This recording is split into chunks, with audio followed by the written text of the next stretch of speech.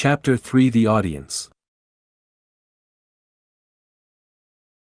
M. de Tréville was at the moment in rather ill humor, nevertheless he saluted the young man politely, who bowed to the very ground, and he smiled on receiving D'Artagnan's response, the Béarnese accent of which recalled to him at the same time his youth and his country, a double remembrance which makes a man smile at all ages.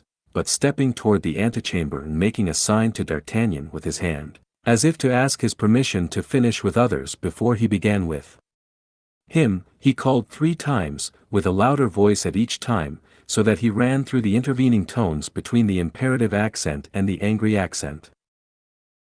Athos. Porthos. Aramis. The 2 musketeers with whom we have already made acquaintance, and who answered to the last of these 3 names, immediately quitted the group of which they had formed a part, and advanced toward the cabinet, the door of which closed after them as soon as they had entered. Their appearance, although it was not quite at ease, excited by its carelessness, at once full of dignity and submission, the admiration of D'Artagnan, who beheld in these 2 men demigods, and in their leader an Olympian Jupiter, armed with all his thunders.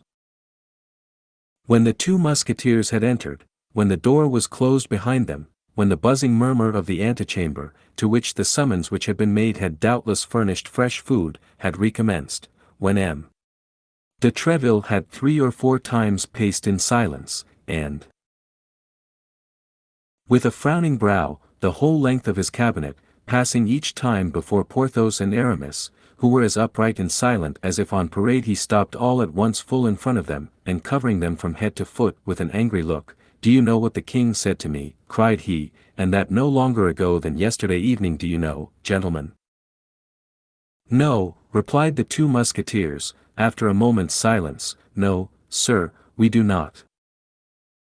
"But I hope that you will do us the honor to tell us," added Aramis, in his politest tone and with his most graceful bow. "He told me that he should henceforth recruit his musketeers from among the guards of Monsieur the Cardinal." "The guards of the Cardinal? And why so?" asked Porthos, warmly. "Because he plainly perceives that his piquet asterisk stands in need of being enlivened by a mixture of good wine. Asterisk a watered liquor, made from the second pressing of the grape." The 2 musketeers reddened to the whites of their eyes. D'Artagnan did not know where he was, and wished himself 100 feet underground. "Yes, yes," continued M. de Tréville, growing warmer as he spoke, "and his Majesty was right, for, upon my honor, it is true that the musketeers make but a miserable figure at court. The cardinal related yesterday while playing with the king, with an air of condolence very displeasing to me, that the day before yesterday those damned musketeers, those daredevils, he dwelt upon those words with an ironical tone still more displeasing to me, those braggarts," added he, glancing at me with his tiger cat's eye, "had made a riot in the Rue Ferou in a cabaret, and that a party of his guards, I thought he was going to laugh in my face, had been forced to arrest the rioters. Morbleu! You must know something about it. Arrest musketeers! You were among them, you were.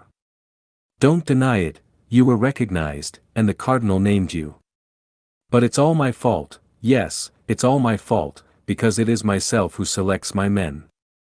You, Aramis, why the devil did you ask me for a uniform when you would have been so much better in a cassock? And you, Porthos, do you only wear such a fine golden baldric to suspend a sword of straw from it? And Athos, I don't see Athos. Where is he? Ill. Very ill, say you. And of what malady? It is feared that it may be the smallpox, sir, replied Porthos, desirous of taking his turn in the conversation, and what is serious is that it will certainly spoil his face. The smallpox. That's a great story to tell me, Porthos. Sick of the smallpox at his age? No, no, but wounded without doubt, killed, perhaps. Ah, if I knew. Sblood. Messrs. Musketeers, I will not have this haunting of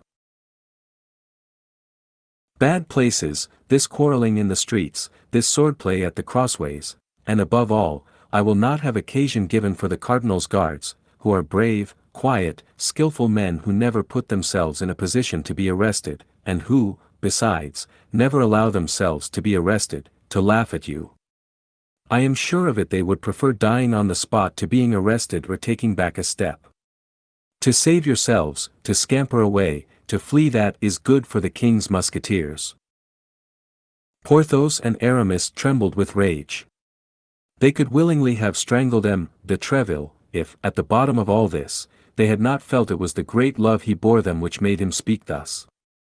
They stamped upon the carpet with their feet, they bit their lips till the blood came, and grasped the hilts of their swords with all their might. All without had heard, as we have said, Athos, Porthos, and Aramis called, and had guessed, from M. de Tréville's tone of voice, that he was very angry about something. 10 curious heads were glued to the tapestry and became pale with fury, for their ears, closely applied to the door, did not lose a syllable of what he said, while their mouths repeated as he went on, the insulting expressions of the captain to all the people in the antechamber. In an instant, from the door of the cabinet to the street gate, the whole hotel was boiling. Ah! The king's musketeers are arrested by the guards of the cardinal, are they? Continued M. de Tréville, as furious at heart as his soldiers, but emphasizing his words and plunging them, one by one, so to say, like so many blows of a stiletto, into the bosoms of his auditors. What? 6 of his Eminence's guards arrest 6 of his Majesty's musketeers. Morbleu! My part is taken. I will go straight to the Louvre, I will give in my resignation as captain of the king's musketeers to take a lieutenancy in the cardinal's guards, and if he refuses me, morbleu, I will turn abbé. At these words, the murmur without became an explosion, nothing was to be heard but oaths and blasphemies. The Morbleux, the Sang Deus, the Morts Touts Les Diables, crossed one another in the air. D'Artagnan looked for some tapestry behind which he might hide himself, and felt an immense inclination to crawl under the table. Well, my captain, said Porthos, quite beside himself, the truth is that we were 6 against 6.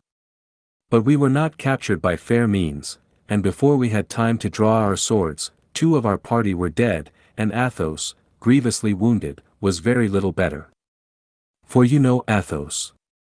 Well, captain, he endeavored twice to get up, and fell again twice. And we did not surrender, no. They dragged us away by force. On the way we escaped. As for Athos, they believed him to be dead, and left him very quiet on the field of battle, not thinking it worth the trouble to carry him away. That's the whole story. What the devil, captain, one cannot win all one's battles. The great Pompey lost that of Pharsalia, and Francis I, who was, as I have heard say, as good as other folks, nevertheless lost the battle of Pavia. And I have the honor of assuring you that I killed one of them with his own sword, said Aramis, for mine was broken at the first parry. Killed him, or poignarded him, sir, as is most agreeable to you. I did not know that, replied M. de Tréville, in a somewhat softened tone. The cardinal exaggerated, as I perceive. But pray, sir, continued Aramis, who, seeing his captain become appeased, ventured to risk a prayer, do not say that Athos is wounded. He would be in despair if that should come to the ears of the king, and as the wound is very serious, seeing that after crossing the shoulder it penetrates into the chest, it is to be feared. At this instant the tapestry was raised and a noble and handsome head, but frightfully pale, appeared under the fringe. Athos, cried the 2 musketeers. Athos, repeated M. de Tréville himself. You have sent for me, sir, said Athos to M. de Tréville, in a feeble yet perfectly calm voice, you have sent for me, as my comrades inform me, and I have hastened to receive your orders. I am here, what do you want with me?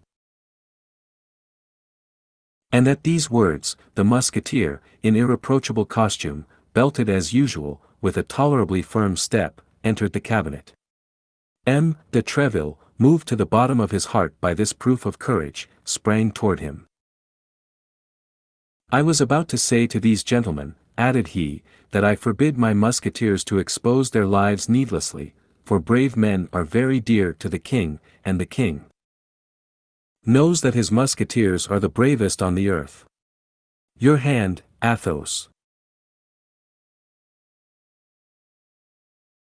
And without waiting for the answer of the newcomer to this proof of affection, M. de Tréville seized his right hand and pressed it with all his might, without perceiving that Athos, whatever might be his self-command, allowed a slight murmur of pain to escape him, and if possible, grew paler than he was before. The door had remained open, so strong was the excitement produced by the arrival of Athos, whose wound, though kept as a secret, was known to all. A burst of satisfaction hailed the last words of the captain, and 2 or 3 heads, carried away by the enthusiasm of the moment, appeared through the openings of the tapestry. M. de Tréville was about to reprehend this breach of the rules of etiquette, when he felt the hand of Athos, who had rallied all his energies to contend against pain, at length overcome by it, fell upon the floor as if he were dead. "A surgeon," cried M. de Tréville, "mine. The king's. The best. A surgeon. Or, blood, my brave Athos will die." At the cries of M. de Tréville, the whole assemblage rushed into the cabinet, he not thinking to shut the door against anyone, and all crowded round the wounded man. But all this eager attention might have been useless if the doctor so loudly called for had not chanced to be in the hotel. He pushed through the crowd, approached Athos, still insensible, and as all this noise and commotion inconvenienced him greatly, he required, as the first and most urgent thing, that the musketeer should be carried into an adjoining chamber. Immediately M. de Tréville opened and pointed the way to Porthos and Aramis, who bore their comrade in their arms. Behind this group walked the surgeon, and behind the surgeon the door closed. The cabinet of M. de Tréville, generally held so sacred, became in an instant the annex of the antechamber. Everyone spoke, harangued, and vociferated, swearing, cursing, and consigning the cardinal and his guards to all the devils. An instant after, Porthos and Aramis re-entered, the surgeon and M. de Tréville alone remaining with the wounded. At length, M. de Tréville himself returned. The injured man had recovered his senses. The surgeon declared that the situation of the musketeer had nothing in it to render his friends uneasy, his weakness having been purely and simply caused by loss of blood. Then M. de Tréville made a sign with his hand, and all retired except D'Artagnan, who did not forget that he had an audience, and with the tenacity of a Gascon remained in his place. When all had gone out and the door was closed, M. de Tréville, on turning round, found himself alone with the young man. The event which had occurred had in some degree broken the thread of his ideas. He inquired what was the will of his persevering visitor. D'Artagnan then repeated his name, and in an instant recovering all his remembrances of the present and the past, M. de Tréville grasped the situation. "Pardon me," said he, smiling, "pardon me, my dear compatriot, but I had wholly forgotten you. But what help is there for it? A captain is nothing but a father of a family, charged with even a greater responsibility than the father of an ordinary family. Soldiers are big children, but as I maintain that the orders of the king, and more particularly the orders of the cardinal, should be executed." D'Artagnan could not restrain a smile. By this smile M. de Tréville judged that he had not to deal with a fool, and changing the conversation, came straight to the point. "I respected your father very much," said he. "What can I do for the son? Tell me quickly, my time is not my own." "Monsieur," said D'Artagnan, "on quitting Tarbes and coming hither, it was my intention to request of you, in remembrance of the friendship which you have not forgotten, the uniform of a musketeer, but after all that I have seen during the last 2 hours, I comprehend that such a favor is enormous, and tremble lest I should not merit it." "It is indeed a favor, young man," replied M. de Tréville, "but it may not be so far beyond your hopes as you believe, or rather as you appear to believe. But His Majesty's decision is always necessary, and I inform you with regret that no one becomes a musketeer without the preliminary ordeal of several campaigns, certain brilliant actions, or a service of 2 years in some other regiment less favored than ours. D'Artagnan bowed without replying, feeling his desire to don the musketeer's uniform vastly increased by the great difficulties which preceded the attainment of it. But, continued M. de Tréville, fixing upon his compatriot a look so piercing that it might be said he wished to read the thoughts of his heart, on account of my old companion, your father, as I have said, I will do something for you, young man. Our recruits from Béarn are not generally very rich, and I have no reason to think matters have much changed in this respect since I left the province. I dare say you have not brought too large a stock of money with you. D'Artagnan drew himself up with a proud air which plainly said, I ask alms of no man. Oh, that's very well, young man, continued M. de Tréville, that's all very well. I know these airs. I myself came to Paris with 4 crowns in my purse, and would have fought with anyone who dared to tell me I was not in a condition to purchase the Louvre. D'Artagnan's bearing became still more imposing. Thanks to the sale of his horse, he commenced his career with 4 more crowns than M. de Tréville possessed at the commencement of his. You ought, I say, then, to husband the means you have, however large the sum may be, but you ought also to endeavor to perfect yourself in the exercises becoming a gentleman. I will write a letter today to the director of the Royal Academy, and tomorrow he will admit you without any expense to yourself. Do not refuse this little service. Our best-born and richest gentlemen sometimes solicit it without being able to obtain it. You will learn horsemanship, swordsmanship in all its branches, and dancing. You will make some desirable acquaintances, and from time to time you can call upon me, just to tell me how you are getting on, and to say whether I can be of further service to you. D'Artagnan, stranger as he was to all the manners of a court, could not but perceive a little coldness in this reception. Alas, sir, said he, I cannot but perceive how sadly I missed the letter of introduction which my father gave me to present to you. I certainly am surprised, replied M. de Tréville, that you should undertake so long a journey without that necessary passport, the sole resource of us poor Béarnese. I had one, sir, and, thank God, such as I could wish, cried D'Artagnan, but it was perfidiously stolen from me. He then related the adventure of Mung, described the unknown gentleman with the greatest minuteness, and all with a warmth and truthfulness that delighted M. de Tréville. This is all very strange, said M. de Tréville, after meditating a minute. You mentioned my name, then. Aloud? Yes, sir, I certainly committed that imprudence, but why should I have done otherwise? A name like yours must be as a buckler to me on my way. Judge if I should not put myself under its protection. Flattery was at that period very current, and M. de Tréville loved incense as well as a king, or even a cardinal.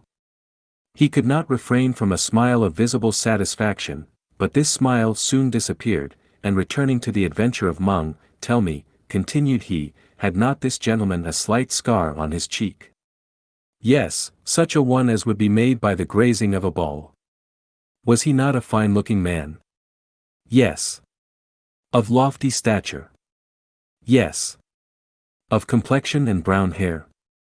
Yes, yes, that is he. How is it, sir, that you are acquainted with this man? If I ever find him again, and I will find him, I swear, were it in hell. He was waiting for a woman, continued Tréville. He departed immediately after having conversed for a minute with her whom he awaited. You know not the subject of their conversation. He gave her a box, told her not to open it except in London. Was this woman English? He called her Milady. It is he, it must be he, murmured Tréville. I believed him still at Brussels. Oh, sir, if you know who this man is, cried D'Artagnan, tell me who he is, and whence he is. I will then release you from all your promises, even that of procuring my admission into the Musketeers, for before everything, I wish to avenge myself." "Beware, young man," cried Tréville. "If you see him coming on one side of the street, pass by on the other. Do not cast yourself against such a rock, he would break you like glass." "That will not prevent me," replied D'Artagnan, "if ever I find him." "In the meantime," said Tréville, "seek him not if I have a right to advise you." All at once the captain stopped, as if struck by a sudden suspicion. This great hatred which the young traveller manifested so loudly for this man, who a rather improbable thing had stolen his father's letter from him, was there not some perfidy concealed under this hatred? Might not this young man be sent by his eminence? Might he not have come for the purpose of laying a snare for him? This pretended D'Artagnan, was he not an emissary of the cardinal, whom the cardinal sought to introduce into Tréville's house, to place near him, to win his confidence, and afterward to ruin him, as had been done in 1,000 other instances? He fixed his eyes upon D'Artagnan even more earnestly than before. He was moderately reassured, however, by the aspect of that countenance, full of astute intelligence and affected humility. "I know he is a Gascon," reflected he, "but he may be one for the cardinal as well as for me. Let us try him." "My friend," said he, slowly, "I wish, as the son of an ancient friend, for I consider this story of the lost letter perfectly true, I wish, I say, in order to repair the coldness you may have remarked in my reception of you, to discover to you the secrets of our policy. The king and the cardinal are the best of friends, their apparent bickerings are only feints to deceive fools. I am not willing that a compatriot, a handsome cavalier, a brave youth, quite fit to make his way, should become the dupe of all these artifices and fall into the snare after the example of so many others who have been ruined by it. Be assured that I am devoted to both these all-powerful masters, and that my earnest endeavors have no other aim than the service of the king, and also the cardinal, one of the most illustrious geniuses that France has ever produced. Now, young man, regulate your conduct accordingly, and if you entertain, whether from your family, your relations, or even from your instincts, any of these enmities which we see constantly breaking out against the cardinal, bid me adieu and let us separate. I will aid you in many ways, but without attaching you to my person. I hope that my frankness at least will make you my friend, for you are the only young man to whom I have hitherto spoken as I have done to you." Tréville said to himself, "If the cardinal has set this young fox upon me, he will certainly not have failed, he, who knows how bitterly I execrate him, to tell his spy that the best means of making his court to me is to rail at him. Therefore, in spite of all my protestations, if it be as I suspect, my cunning gossip will assure me that he holds his eminence in horror." It, however, proved otherwise. D'Artagnan answered, with the greatest simplicity, "I came to Paris with exactly such intentions. My father advised me to stoop to nobody but the king, the cardinal, and yourself, whom he considered the first 3 personages in France." D'Artagnan added M. de Tréville to the others, as may be perceived, but he thought this addition would do no harm. "I have the greatest veneration for the cardinal," continued he, "and the most profound respect for his actions. So much the better for me, sir, if you speak to me, as you say, with frankness, for then you will do me the honor to esteem the resemblance of our opinions, but if you have entertained any doubt, as naturally you may, I feel that I am ruining myself by speaking the truth. But I still trust you will not esteem me the less for it. And that is my object beyond all others." M. de Tréville was surprised to the greatest degree. So much penetration, so much frankness, created admiration, but did not entirely remove his suspicions. The more this young man was superior to others, the more he was to be dreaded if he meant to deceive him. "You are an honest youth, but at the present moment I can only do for you that which I just now offered. My hotel will be always open to you. Hereafter, being able to ask for me at all hours, and consequently to take advantage of all opportunities, you will probably obtain that which you desire." "That is to say," replied D'Artagnan, that you will wait until I have proved myself worthy of it. Well, be assured, added he, with the familiarity of a Gascon, you shall not wait long. And he bowed in order to retire, and as if he considered the future in his own hands. But wait a minute, said M. de Tréville, stopping him. I promised you a letter for the director of the academy. Are you too proud to accept it, young gentleman? No, sir, said D'Artagnan, and I will guard it so carefully that I will be sworn it shall arrive at its address, and woe be to him who shall attempt to take it from me. M. de Tréville smiled at this flourish, and leaving his young man compatriot in the embrasure of the window, where they had talked together, he seated himself at a table in order to write the promised letter of recommendation. While he was doing this, D'Artagnan, having no better employment, amused himself with beating a march upon the window and with looking at the musketeers, who went away, one after another, following them with his eyes until they disappeared. M. de Tréville, after having written the letter, sealed it, and rising, approached the young man in order to give it to him. But at the very moment when D'Artagnan stretched out his hand to receive it, M. de Tréville was highly astonished to see his protégé make a sudden spring, become crimson with passion, and rush from the cabinet crying, "S'blood, he shall not escape me this time." "And who?" asked M. de Tréville. "He, my thief," replied D'Artagnan. "Ah, the traitor!" And he disappeared.